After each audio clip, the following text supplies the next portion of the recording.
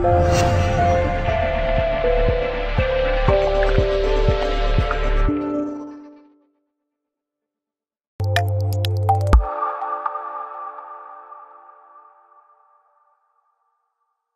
Jim, how frustrating was tonight?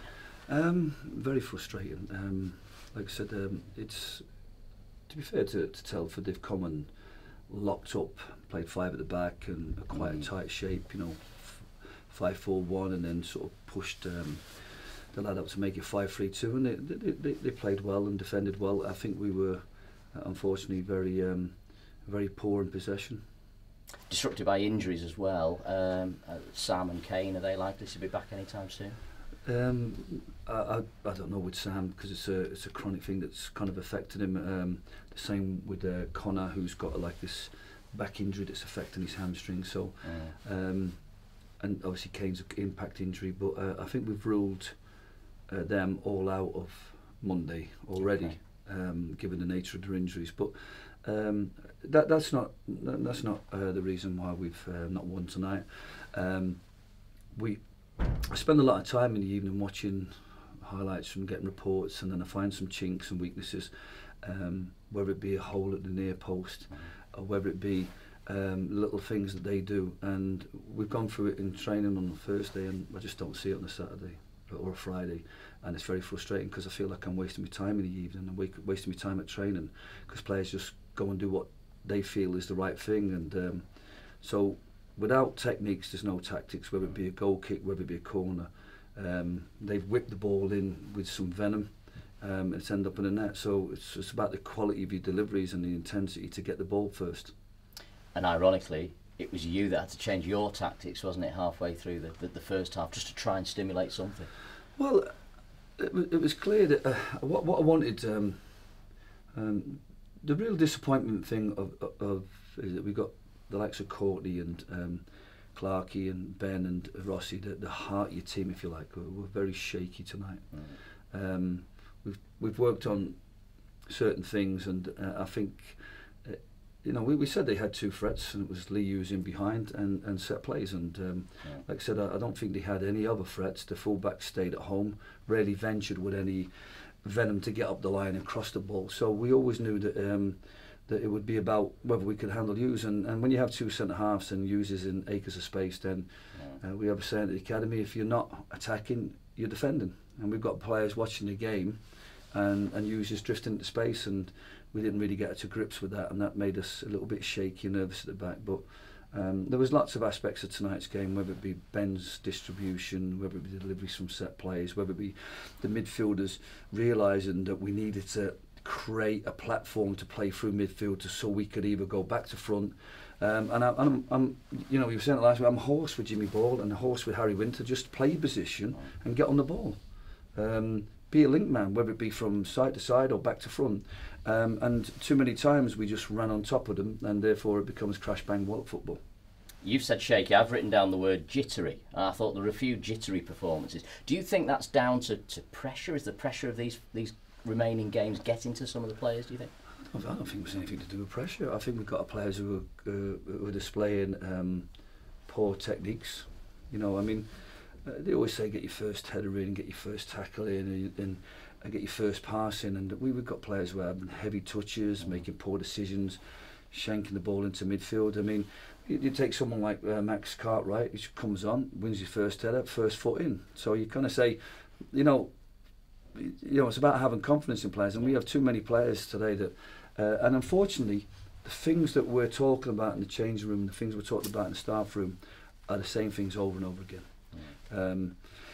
Whether it be Lee Hughes on the end of the wall and being free, yes. And we've gone through it on Thursday night, and I'm saying to myself, we've gone through it in the training ground, I've gone through it, and then people still don't do the jobs, and these are the skippers, these are the leaders of the team. So there's a lack of leadership, and I'm very frustrated that we don't take the stuff that we work on to make ourselves more efficient and productive, and we haven't got players then that, when it comes to just playing their own game, actually sense what the game's about and influence it.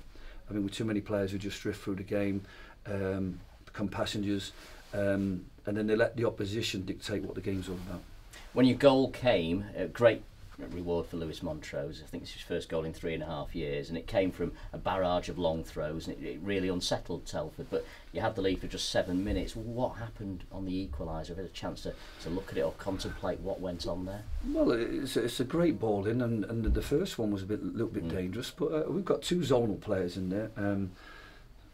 Scott Duxbury would have been in the hole, and Clark is in there, and we've got Ben, and I think they look far from convincing in terms of winning the ball. We've dealt with a few, but again, you're going back to preparing lads for what it's all about, and we talked about it last night at Fans Forum. It's all about conviction, it's all about the delivery of the ball, and yet when we don't put anything like that quality in to their box, we're chipping over the bar, our crosses were poor, we didn't take the crosses early enough, we didn't put the crosses into good areas.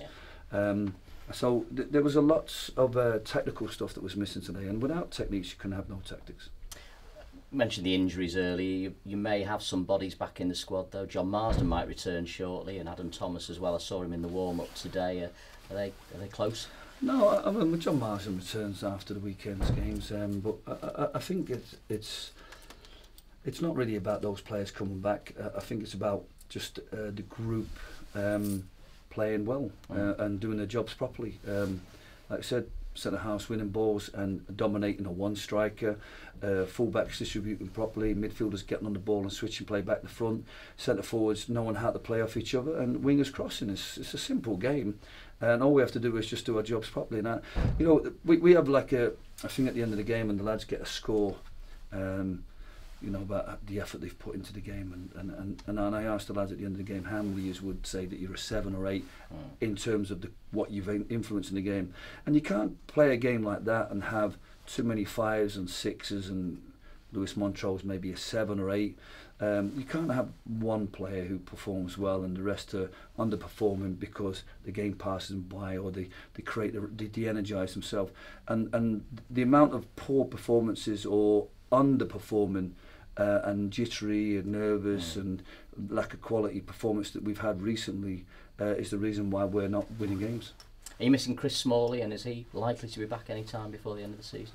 Well, Chris, we could play Chris, but you know, like I said, I'm always conscious of the physical well-being of my players, and we've got a lad who's got a fracture, and I think we've got enough players at the moment to. I don't think we're missing Chris.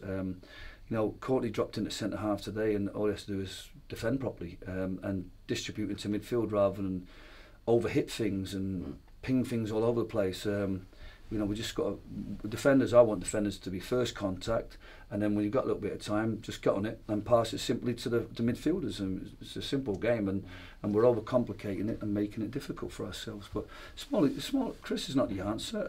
We're not going to over risk him. He could be an option on Monday. I think the physio would allow him to play with painkillers, but you know, we've got enough bodies at the club to be able to get ourselves through the Monday game.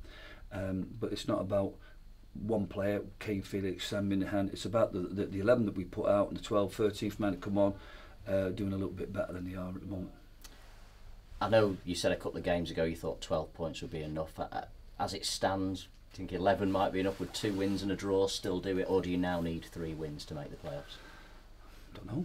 We'll take one game at a time. I mean, at the moment we're not in the playoffs, so we need to win the next game and then see where that leaves us. We set at the start of the season to try and achieve what we felt would be the minimum requirement of 72 points. We're on 68 with 3 games to go. We've got a fantastic opportunity to win the next 3. We're likely, based upon our form, to be getting. We're not a team that loses, so there's a chance that we'll pick up 3 points. Our form recently has been 2 points a game. Our form against teams below us has been 2.1, 2.2. So statistically, we should be okay and pick up somewhere near 74, 75 points. But you see the results today. Gainsborough beating. You were right. We can't take anything for granted, and we've got to understand that. And it'll be the same at Worcester. They are there to stay in the game, and then try and get out the game what they can. And whether it be a Lee Hughes breakaway or whether it be a set play, and at the moment we've not looked very dangerous from open play. We've not played through midfield well enough. We've not got the ball wide enough and put the ball in with quality enough. So I can understand people can criticise our number 9s, but our number 9s are frustrated as me because of the lack of quality they get. They don't get people slipping them in. They don't get people playing crosses in early, crosses into good areas so they can attack it.